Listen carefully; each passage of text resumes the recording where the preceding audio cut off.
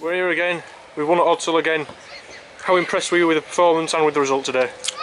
Pretty pleased to get the result. Obviously coming to Odsal and winning's difficult, and I'm sure over the season there won't be many teams if come here and win. I thought the performance were pretty average if I'm going to be bluntly honest. But what's important is that we've won, and even though we didn't play anywhere near to our capabilities or levels, we found a way to win the game. We worked really hard for each other, defended our goal line. And, we weren't crisp and clinical, really, to be honest, at any point through the game. But we found a way to score a couple of lovely tries and win us the game.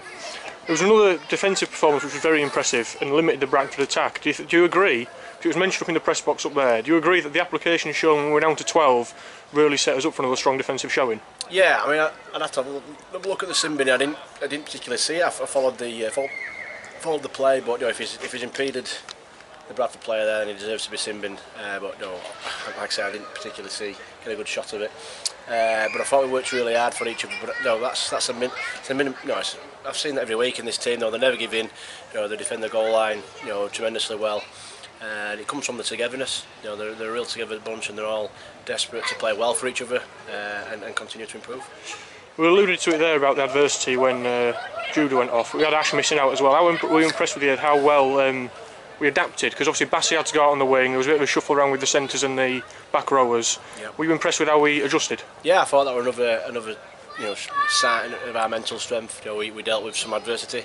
You don't plan for anybody to get injured here, but certainly you don't plan to have to rotate a winger or a centre during a game. And certainly with 18 changes, that's had an impact. But we dealt with it well, and blokes played out of position, and were good enough value for the win.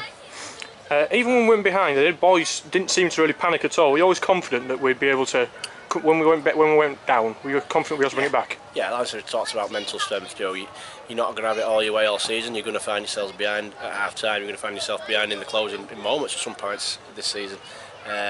We've got to stay calm and composed and make sure our communication is good in those moments, and that'll give us the best opportunity of coming back in those games.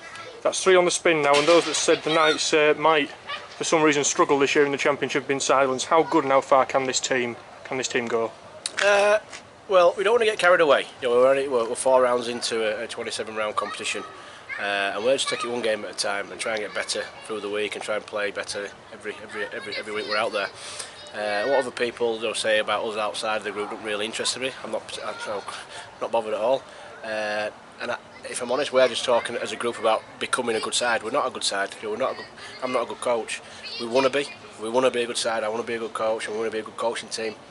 We want to be a good club, and we're prepared to work really hard and make lots of sacrifices to get there.